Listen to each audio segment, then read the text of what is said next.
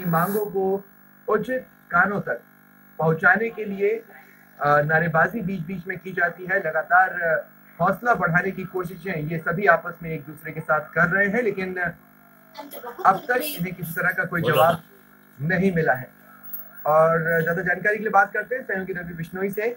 Ravi, high court से रोक हटने के बाद ये आश्वासन चलिए फिलहाल कोई नहीं दे सकता, लेकिन जवाब तो दिया जा सकता है, इतना तो डिजर्व करते हैं। बिल्कुल स्वप्निल, हाईकोर्ट से रोक हटी है।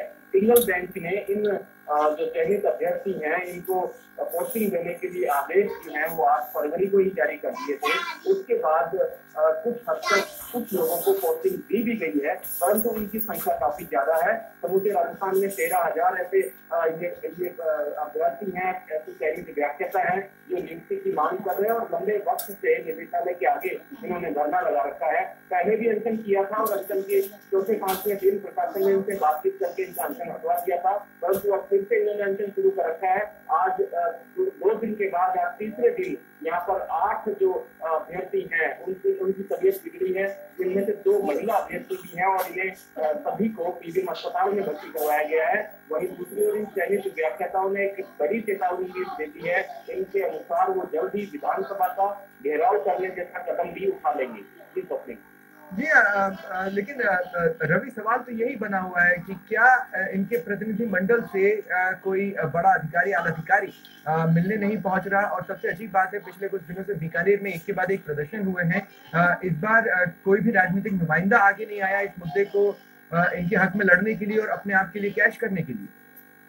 दरअसल स्वप्निल, हम पहले भी चर्चा कर चुके हैं, इसी पर भी कई बार प्रसारित हो चुका है कि चयनित व्याख्याताओं के साथ साथ ऐसे अचयनित व्याख्याता भी हैं जो इनकी इस पोस्टिंग प्रक्रिया में कहीं कहीं खलल डाले हुए हैं। 2 पक्ष, 2 धड़े समूचे राजस्थान में बने हुए हैं। चयनित व्याख्याता और अचयनित व्याख्याता, ये दोनों जो है अपनी अपनी बात कह रहे हैं।